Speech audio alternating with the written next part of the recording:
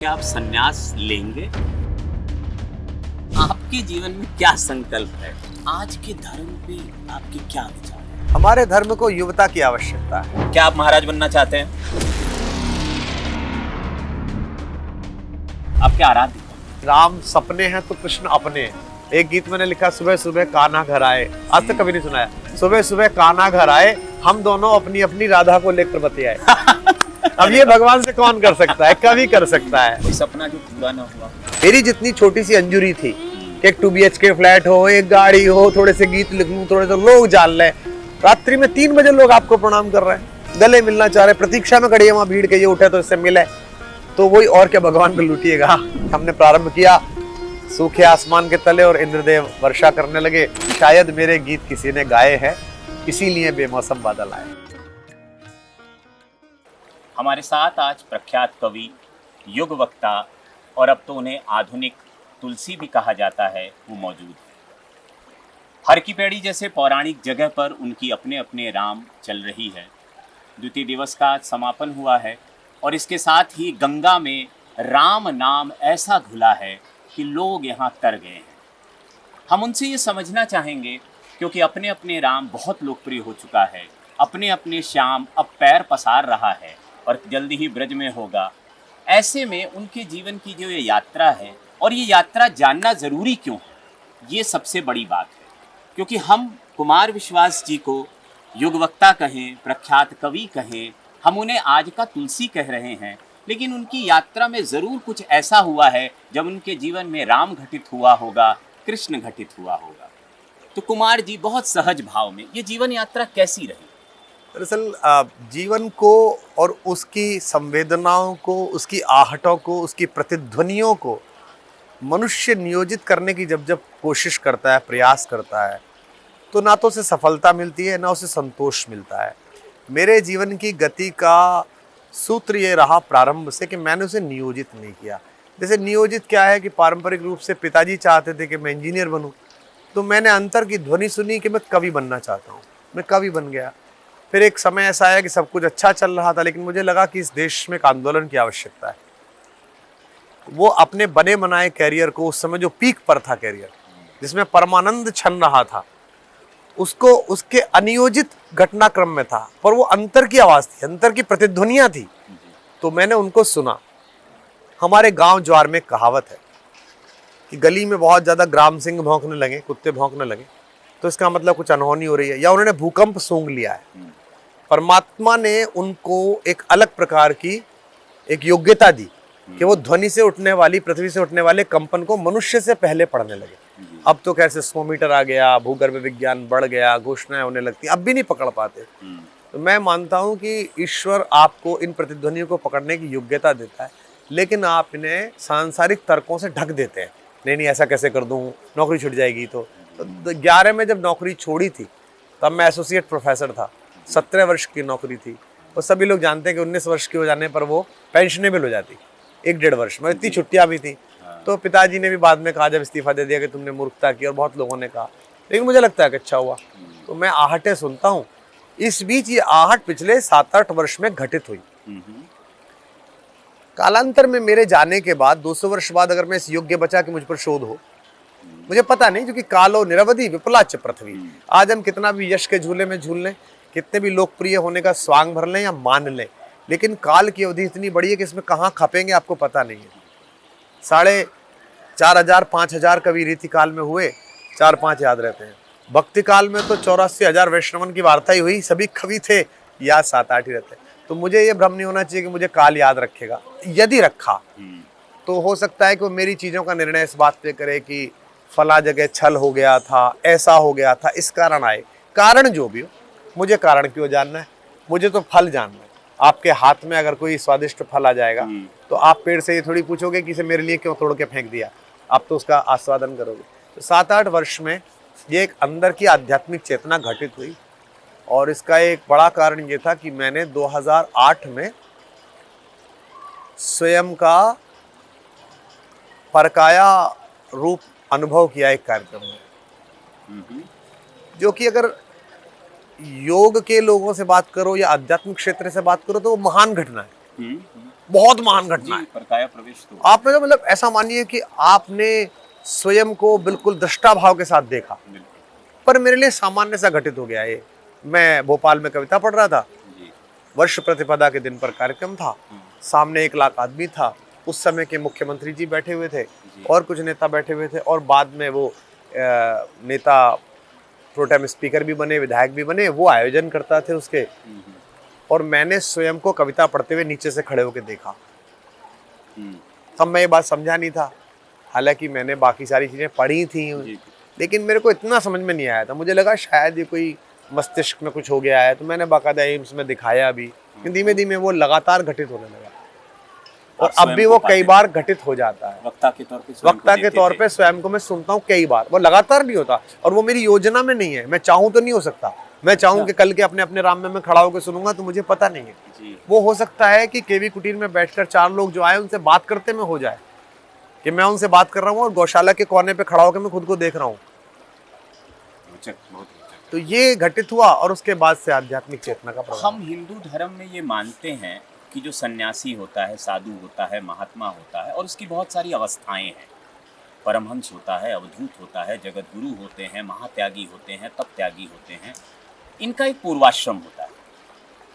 आप मान रहे हैं आपका पूर्वाश्रम खत्म हो चुका है? मुझे लगता है कि वो खत्म हो चुका है, और उसमें वो विधिवत उसका तर्पण कब होगा, इस गंगा की धारा में वो संकल्प कब आएगा कि वो पूर्वाश्रम था और एक नया जीवन है। उसकी भी न तिथि निर्धारित है, ना उसकी कोई समय सीमा निर्धारित है। वो जिस दिन अंदर से उठेगा, जैसे इंजीनियरिंग के समय उठा था, जैसे आंदोलन के समय उठा था, जैसे राजनीति के समय उठा था, जैसे कविता के लिए उठा था, वो जिस दिन उठेगा उस दिन बिना वितंडे के वो संपन्न हो जाएगा, एक क्षण में संपन्न हो जाएगा। उसमें किसी बहुत तामझाम की आवश्यकता नहीं। तो मैं देश की जनता का एक सवाल हूँ, क्या आप संन्यास लेंगे? विदेह के बारे में एक पंक्ति जनक के बारे में लिखी है, योगी भी है शरण जिनकी जो अनासक्त गेही, जय जय राजा जनक पुण्य देही विदेही। तो क्या है, अनासक्त गेही एक शब्द आता है। मेरे जीवन में गृहस्थ आश्रम में होते हुए अनासक्ति आ गई है, भोजन को लेके, खाने को लेके, कपड़ों को लेके। पहले मेरी रुचि के बहुत सारे एंकर्स थे जिनमें मैंने अपने आप को बांध रखा था। जैसे बड़ा जहाज बड़ा एंकर फेंकता है, तो उसमें घड़ियां थी, उसमें मोबाइल थे, उसमें गाड़ियां थी। ऐसा नहीं है कि मैंने ये चीज छोड़ दी है, अभी भी मेरे पास है, पुरानी दी हुई है, या कोई दे दे। ये सब था। यश की लिप्सा बची हुई है अभी थोड़ी थोड़ी, उससे संघर्ष चल रहा है अंदर अंदर, और काफी सफलता मिल रही है उससे। ईर्ष्या बची हुई थी, काफी हद तक वो उससे भी लड़ाई 2-2 हाथ कर लिया। थोड़ी सी बची है तो और कर लेंगे, थोड़ा निवेदन कर लेंगे, तो वो उधर की तरफ कदम है, वो जब हो जाएंगे। हम गंगा की छाया में है और कुल्हड़ में चाय आ गई है। हाँ, जय गंगा मैया। हमारे एक आचार्य थे, वो कहते थे चरित्रवान चाय। कहते थे ये पंच तत्व में मिल जाएगी, एक बार एक अदर पल्लव को छूकर। चरित्रवान चाय। तो अब हर की पैड़ी गंगा पौराणिक स्थान है, कुंभ होता है अच्छे वर्ष पे यहाँ पे। आप अपने अपने राम यहाँ करें, क्या भाव जग रहे हैं आपके? मेरी पुत्री मेरे माता पिताजी को बद्रीनाथ केदारनाथ घुमाने के लिए ले गई थी, दर्शन कराने के लिए। तो मैंने कहा भाई हम भी चलें आपके साथ, तो हम चले आए। तो लौट के हमने गंगा सभा पे, यहाँ गंगा सभा ने प्रार्थना रखी थी, पूजा रखी थी माता गंगा की। उस समय संकल्प कराते समय सभा के पदाधिकारियों ने ऐसा कहा कि आप ये संकल्प करिए कि आप यहाँ आके माता गंगा को अपने अपने राम सुनाएंगे। तो एक बार संकल्प कर दिया तो पूरा करना है। तो ये अलग ही अनुभव है, अनिर्वचनीय अनुभव है। आप मालवीय द्वीप पर बैठकर जब बोलते हैं तो दोनों तरफ से गंगा माता की धाराएं बह रही, ऐसा लगता है कि जैसे माता आपको गोदी में उठा के, जैसे छोटे शिशु का तुलाना सुनती है ना, बोल के दिखा, बाबा बोल, दादा बोल। मुझे लगता है जब मैं खुद को सुनता हूँ, यहाँ बैठ के बोलते समय खुद को सुन रहा होता हूँ, तो मुझे वही अनुभूति हो रही होती है कि ये माता ने तो कितने कितने देखे हैं। यहाँ से तो आद्य शंकर भी गुजरे हैं, ये तो ब्रह्म कुंड है। लेकिन मेरे जैसा सामान्य एक वाचाल गृहस्थ उसको गोदी में उठा के वो कान पे लगा के सुन रही है कि बच्चा क्या बोलता है। आज के युवाओं को ये हर की पैड़ी समझाइए पहले, क्योंकि मैंने देखा है युवा आते हैं, ऋषिकेश जाते हैं, राफ्टिंग करते हैं, आपने भी की है और आपने कविता लिखी, आज ही आपने बताया कि वहाँ राफ्टिंग से पहले कविता, तो वो इसे सरपास करके चले जाते हैं। ऐसा देखिए, समझाइए इस जगह का महत्व की। देखिए, लोक मंगल जो है वो जीवित रहता है। इक्ष्वाकु वंश के 2 राजाओं ने तपस्या की स्वर्ग जाने के लिए, मोक्ष के लिए। बस एक की भगीरथ ने अपने पूर्वजों के मोक्ष के लिए, जी। और एक त्रिशंकु ने की स्वयं के मोक्ष के लिए कि मैं सीधा स्वर्ग जाऊं। दोनों के माध्यम से एक एक नदी पृथ्वी पर आई। हाँ। भगीरथ के माध्यम से त्रिपथगा आई, गंगा आई, और त्रिशंकु के माध्यम से कर्मनाशा आई। इसका मतलब अगर आप निजी मोक्ष की कामना के साथ कोई काम करोगे कि मैं तर जाऊं, मैं स्वर्ग चला जाऊं, तो आपके अवयव के रूप में कर्मनाशा बचेगी। और अगर आप लोक मंगल के लिए तपस्या करोगे हरिशिला पर बैठकर, हर्षिल में बैठकर, और चाहोगे कि सगर के पुत्रों के साथ साथ आने वाली पीढ़ियों के बुजुर्ग भी तर्पण पाएं, तो आप भगीरथ की तरह सदैव पूजा जाओगे आप। तो ये इस जगह की महत्ता है जो सब इंस्टाग्राम वाले यूथ को मोक्ष समझ आ रहा है क्या? बिल्कुल समझ में आ रहा है। आ रहा है। मशीन जितनी ज्यादा बढ़ेगी, अध्यात्म की प्रासंगिकता उतनी ज्यादा बढ़ेगी। अपने अपने राम के 1 लाख के सैंपल में 70,000 युवा आता है। हाँ। अगर आप मेरे सोशल मीडिया इंप्रेशंस देखेंगे तो आप देखेंगे कि वो 35 वर्ष की आयु में समाप्त हो रहे हैं।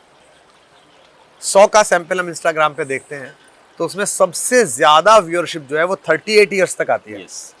उसके बाद थोड़ा कम आती है, क्यों? उन्हें भाषा समझ में आ रही है, उन्हें कंटेंट समझ में आ रहा है। और यही कवि सम्मेलन में हुआ था कि पारंपरिक भाषा हृदय नहीं सुनना चाहते थे, वो दिल सुनना चाहते थे। तेरा दिल समझता है कि मेरा दिल समझता है, यहाँ ये समझ में आया। अब उन्हें सीधे सीधे आप समझाओगे, अगर उन्हें द्वैत अद्वैत सीधे ही सीधे आप उन्हें अगर इस अनहद नाद में ले आओगे तो आएंगे नहीं।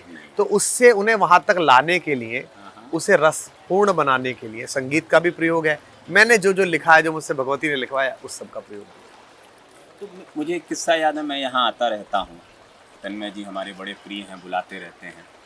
तो एक बार मैंने यहाँ आया तो मुझे किसी तीर्थ पंडित ने कहा संकल्प लीजिए।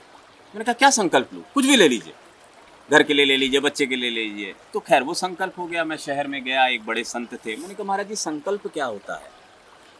तो उन्होंने कहा संकल्प तो बहुत बड़ी चीज़ होती है भैया। मैंने कहा क्या होता है संकल्प? तो क्या ले लो संकल्प, कल से झूठ नहीं बोलोगे।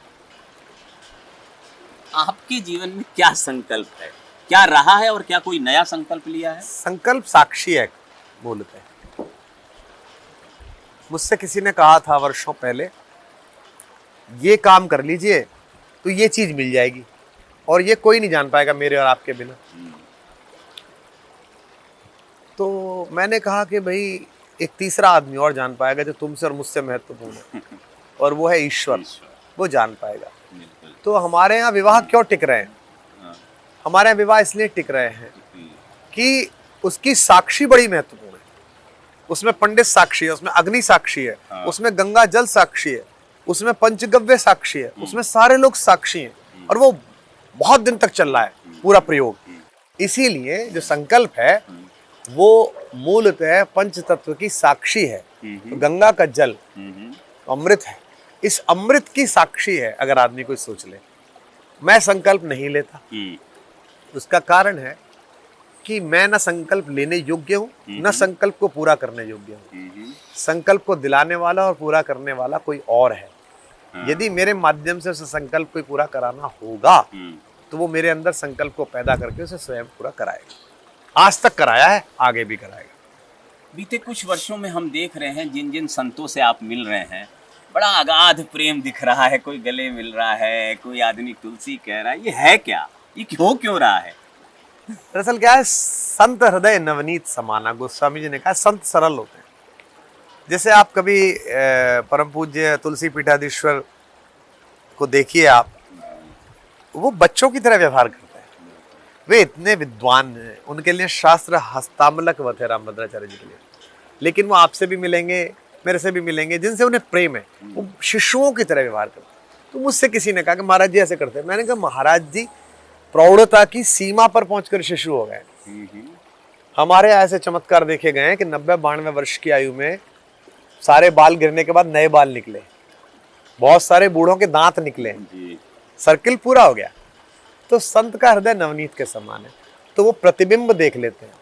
तो चाहे पूज्य अवधेशानंद जी का उल्लेख हो, चाहे रामभद्राचार्य जी महाराज का उल्लेख हो, चाहे कैलाशानंद जी का उल्लेख हो, जितने भी परम पूज्य बड़े संत हैं, या जो मेरे समवयस्क हैं, मैं तो गृहस्थ हूँ, उनसे मेरी जो मैत्री है, बंधुत्व है, जो स्नेह है, वो इसीलिए क्योंकि उनका हृदय नवनीत के समान है, और उनको मुझ में एक आस्तिक और श्रद्धावान व्यक्ति दिखता है। और मैं वही श्रद्धा उन्हें निवेदित भी करता हूँ मेरे सिर पर इतना अहंकार नहीं है कि मैं उसे महामंडलेश्वर पूज्य अवधेशानंद जी के श्री चरणों में झुकाने से पहले सोचूं कि मैं कौन। मैं मानता हूं मेरे सनातन धर्म की पीठिका के ये सबसे बड़े लोग और मैं इनमें एक सामान्य विद्यार्थी हूं। तो मेरा धर्म बनता है कि जब ये दिखाई दे तो मैं दोनों हाथ जोड़ूं और अपना मस्तक उनके चरणों में रख दूं। तो जैसी उपमाएं आपको मिल रही हैं, उन सब को न ग्रहण करते हुए भी, क्योंकि आपसे लोग आपको सुनते हैं, गुनते हैं और उसके बाद उनके अंदर परिवर्तन देखे जाते हैं। बहुत सारे ऐसे प्रसंग हम सुन ही रहे हैं। आज के धर्म पे आपके क्या विचार हैं? हमारे धर्म को युवता की आवश्यकता है। हमारे यहाँ जो एक मिथ बन गया है कि दांत गए वेदांत आ गया। 75 वर्ष के व्यक्ति को धार्मिक चेतना या आध्यात्मिक चेतना पता भी चल गई तो उसका उपयोग करने के लिए आयु कितनी कम बच गई, 15 वर्ष 20 वर्ष। लेकिन अगर 16 वर्ष के बच्चे को आध्यात्मिक चेतना पता चल गई, पूरा जीवन बचा है उसके पास उसे प्रयोग करने के लिए। इसलिए मेरा पूरा मन रहता है कि मैं युवाओं में ज़्यादा जाऊं और उनको ज़्यादा पता चल सके आध्यात्मिक चेतना के बारे में, और वो ईश्वर सफलीभूत करा रहा है। मेघ बरस रहे हैं। ठीक। चूंकि आपकी एक कवि की छवि रही है, बड़ी छवि रही है, और आपने कविता को बहुत व्यवस्थित किया मंचों के माध्यम से। आप धर्म में आए, अपने अपने राम हुआ, अपने अपने श्याम हुआ, हो सकता है अपने अपने शिव हो, या और कुछ भी हो सकता है। लेकिन इन सब का उद्देश्य हम सुन रहे हैं, आप बार बार बात करते हैं भारत कुलम खड़ा करना है। ये क्या है, भारत कुलम क्या है?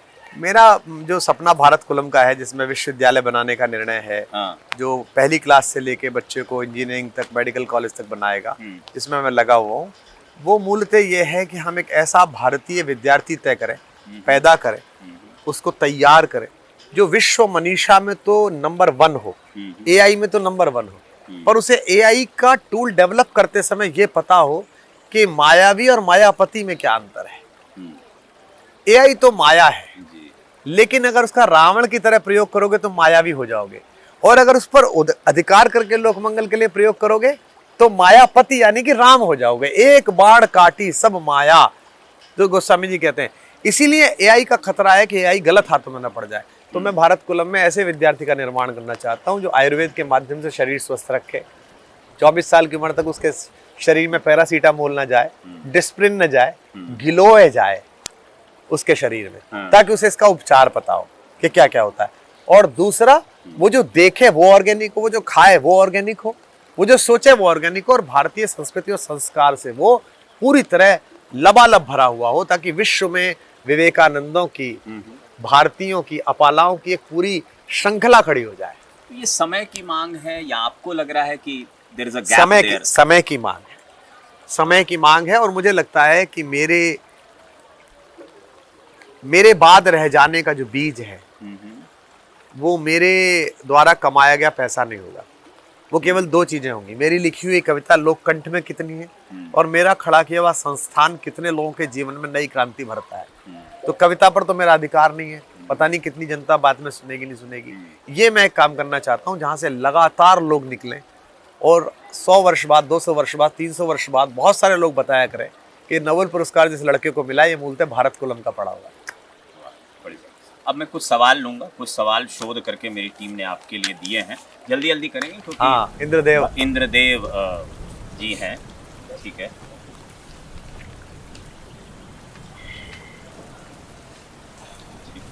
एक सवाल था, साधु विचरण करता है, स्वामी भक्ति करते हैं, जगत गुरु शंकराचार्य धर्म का मार्गदर्शन करते हैं, आप धर्म के किस भाव को प्रकट करते हैं? देखिए क्या है, नवधा भक्ति में श्रवण भक्ति भी है।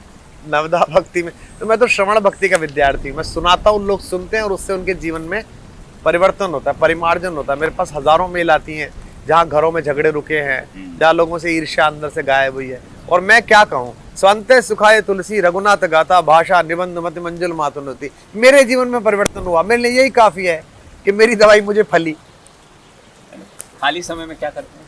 खाली समय में पढ़ता हूँ, मैं संगीत सुनता हूँ, पढ़ता हूँ, और अपने जो खेत है वहाँ काम करता हूँ।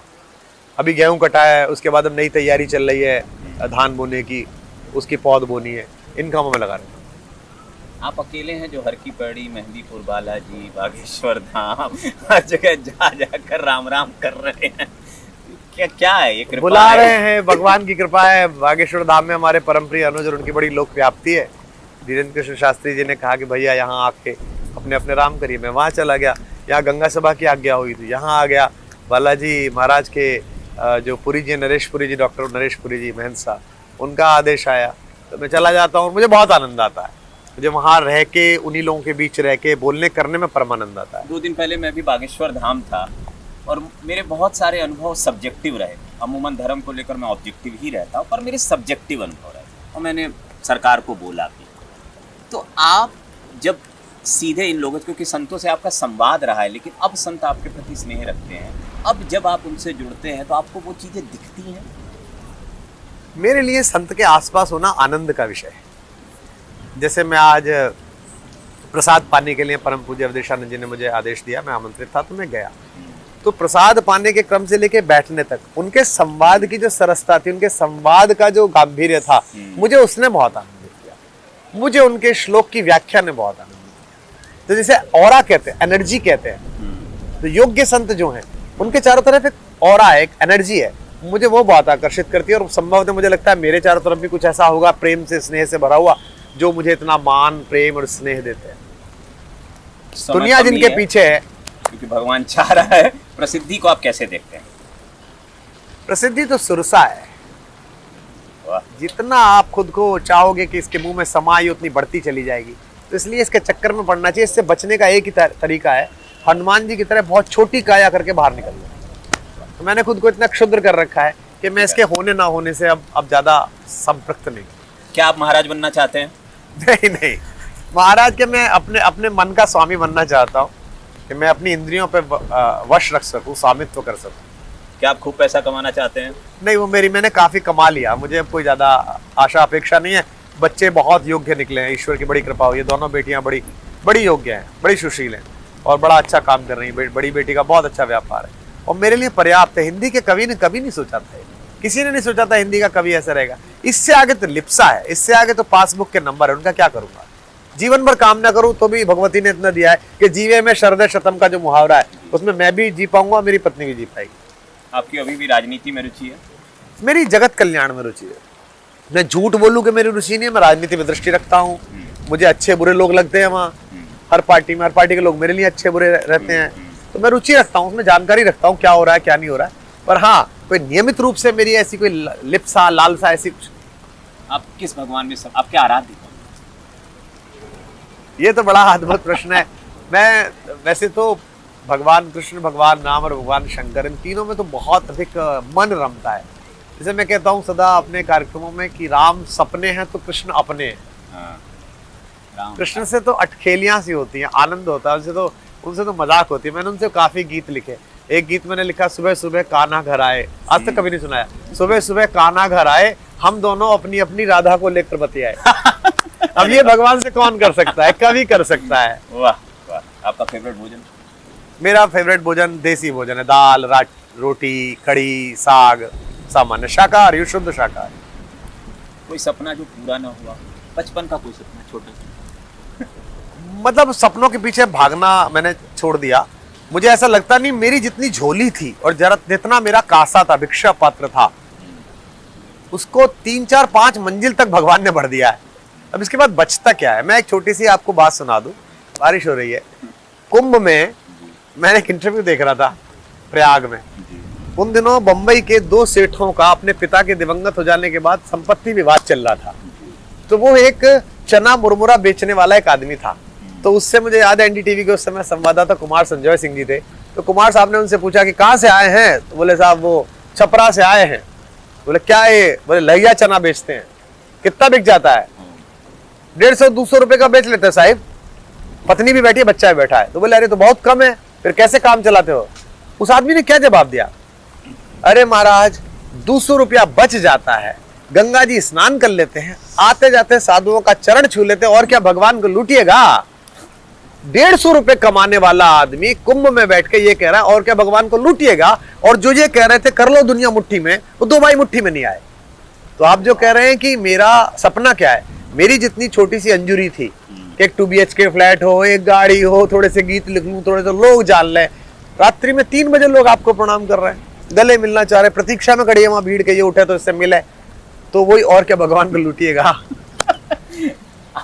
आपके जाने के बाद आप दुनिया आपको कैसे याद करे, क्या चाहते? मेरे जाने के बाद दुनिया मुझे एक अच्छे व्यक्ति के रूप में जाने कि मेरे रहने से दुनिया सुंदर थी और मेरे द्वारा किए गए कार्य और छोड़े हुए जो भी रचना धर्मित है उससे दुनिया और सुंदर बन सके। मेरी लिखी हुई कविताओं से अगर आज से 300 वर्ष बाद स्पेस टैक्सी में बैठा हुआ एक प्रणयोत्सुक युवक एक युवती को अपना प्रेम प्रस्ताव कर सके तो मेरे इस जीवन में चरण चिन्ह रह जाएंगे। मेरे लिखे के बाद अगर कोई डिप्रेशन में आया हुआ व्यक्ति, एंग्जाइटी में आया व्यक्ति अपने अपने राम का एक सत्र सुनने के बाद जीवन में दोबारा अपना अभिषेक कर सके अपनी चेतना का, तो मेरा रहना सार्थक होगा। आप स्वभाव से धार्मिक हैं, ज्ञान से?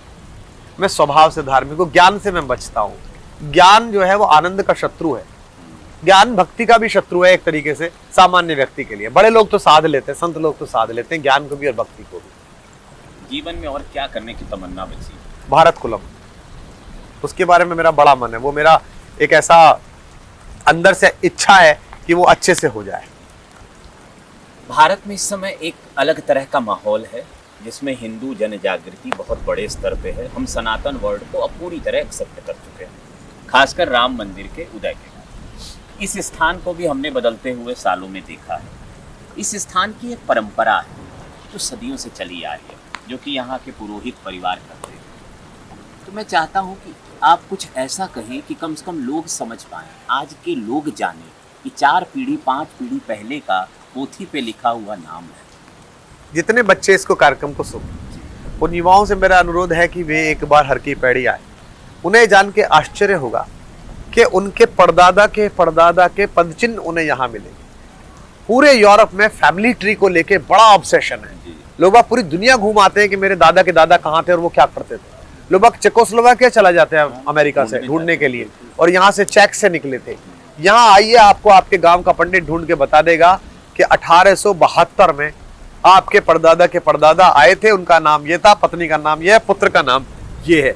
ये बिना कंप्यूटर के इतना बड़ा डेटा प्रोसेसिंग करना विश्व की किसी संस्कृति में। पुरोहित समाज का तो अभी ठीक से मूल्यांकन ही नहीं हो पाया है कि उन्होंने सनातन धर्म के 150 करोड़ लोगों के बारे में कितना बड़ा एहसान किया है। मैं जाता हूँ दुनिया के, मैं देश भर के तीर्थों में जाता हूँ, वहां बड़ी कृपा है, क्योंकि धर्म के क्षेत्र में गति है, सारे मंदिर के और प्रबंधक तंत्र सब आ जाते हैं, और उसके बाद मेरे गांव का पंडित ढूंढ के लाया जाता है, और मैं धीमे से पलट के देखता हूँ और मुझे इतना प्रसन्नता होती है कि 80 वर्ष पहले मेरा परबाबा आया था, मेरा बाबा यहाँ आया था, उनके नाम लिखा। वो तो लिखना नहीं जानते थे, लेकिन लिखा है पंडित रूपराम शर्मा, पुत्र श्री डूंगरदत्त शर्मा।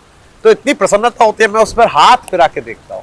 मैं इतिहास को अपनी इन पोरुओं के नीचे धड़कता हुआ अनुभव करता हूँ। तो सारे युवा जितने हैं देश भर के, उनको एक बार हर की पैड़ी आकर अपने अपने पंडितों से मिलके, पुरोहितों से मिलके अपनी वंशबेली का जानकारी लेनी चाहिए। बस 2 चीज़ों पे अंत करूंगा। पहला, एक वो कविता सुना दीजिए जिसके सब मुरीद हैं।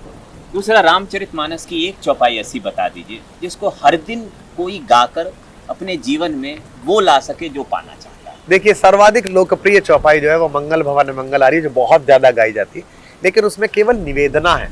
उसमें एक आस्तिक और धार्मिक और भक्ति भाव से भरे हुए व्यक्ति की परमात्मा से ये कहना है कि आप अमंगल का हरण करने वाले और मंगल देने वाले हो, और अवध नरेश दशरथ के आंगन में अजर में विहार करने वाले भगवान मेरा मंगल करें। ये भी पर्याप्त है। और जहां तक आपने एक चौपाई की बात कही, मैंने विश्वविद्यालय सेवा में 17 वर्ष पढ़ाया। हिंदी विभाग में मैं आचार्य था, एसोसिएट प्रोफेसर था, आचार्य तो नहीं था। मैं ये कहता था वहां, और अब भी कहता हूँ, कि रामचरितमानस की प्रत्येक अर्धाली पर एक पीएचडी दी जा सकती है। अभी जब मैं बोलता हूँ 3 दिन 4 दिन, तो मुझे इतना संकोच रहता है, ये वाली बात रह गई, ये वाली बात रह गई। जैसे विनय न मानत जलधि जड़, मैं इस पर 2 दिन बोलना चाहता हूँ, सिर्फ आधी पंक्ति। विनय, जलधि और जड़, इन 3 शब्दों का, और मुझे पूरा भरोसा है कि वो 3 दिन कम पड़ेंगे। तो इसलिए जो मानस मुक्तावली जो है ना, ये जो रामकिंकर जी कहा करते थे कि मैं तो सागर है, आप इसमें जितना नीचे गोता लगा सकते हैं ला सकते हैं। मैं तब से पढ़ रहा हूँ, और जब भी मैं पढ़ता हूँ मारुति टीका सीताराम चतुर्वेदी जी की, स्मृति शेष पंडित सीताराम चतुर्वेदी जी की पलटता हूँ, या पोद्दार साहब की टीका पलटता हूँ, मुझे हर बार एक पंक्ति पर ठिठकने का मन करता है, और लगता है ये तो छूटी की, इसकी तो व्याख्या नहीं। बहुत बहुत धन्यवाद आपका। एक कविता की लाइन मैं 2 पंक्तियां पढ़ देता हूँ। 2 पंक्तियां पढ़ देता हूँ कि हमने प्रारंभ किया सूखे आसमान के तले और इंद्रदेव वर्षा करने लगे। मैंने संभवतः ऐसा कोई साक्षात्कार आज तक नहीं दिया, हजारों साक्षात्कार में। मैं इतना ही कहना चाहता हूँ कि शायद मेरे गीत किसी ने गाए हैं, इसीलिए बेमौसम बादल आए। आज के युग में कथा बढ़ रही है, लोगों की श्रवण शक्ति भी बढ़ रही है, चाहे वो सोशल मीडिया की वजह से हो, चाहे वक्ताओं द्वारा क्रिएट की गई रुचि की वजह से हो। तो हम ऐसी कामना करेंगे कि इन श्रोताओं को ऐसा ज्ञान मिलता रहे, उनको युग मनीषी मिलते रहें, उनको युग वक्ता मिलते रहें, और हम कामना करेंगे कि राम कथा का प्रसार होता रहे और भारत कुलम का निर्माण। धन्यवाद। बहुत धन्यवाद, बहुत आभार। सोच के देखिए कि रुक्मिणी और राधा जब मिली होंगी तो कैसा दृश्य होगा। एक ने बालक कन्हैया को देखा है और एक ने राजनीतिज्ञ कृष्ण को देखा है। एक ने मनमोहक बातों में इस विश्व को फंसा लेने वाले एक नायक को देखा है और दूसरे ने अपने हाथ पर चक्र धारण करके इस पूरे विश्व को अनुशासन में ले आने वाले शासक को देखा है, महायोद्धा को देखा है। कृष्ण राधा के बचपन के दोस्त थे, प्रेमी थे, लेकिन दुर्भाग्य था कि राधा ने उन्हें विश्व की महाशक्ति रचते हुए नहीं देखा। राधिका ने कृष्ण को कुचक्र के जालों को सुलझाते हुए नहीं देखा, शिशुपाल का वध करते हुए नहीं देखा। लेकिन रुक्मिणी का भी यह दुर्भाग्य कम नहीं है कि उसने तीनों लोगों को मुक्त हस्त से दान देने वाले को दूसरे के घर में चुपचाप घुसकर कुछ चुराते हुए भी देखा।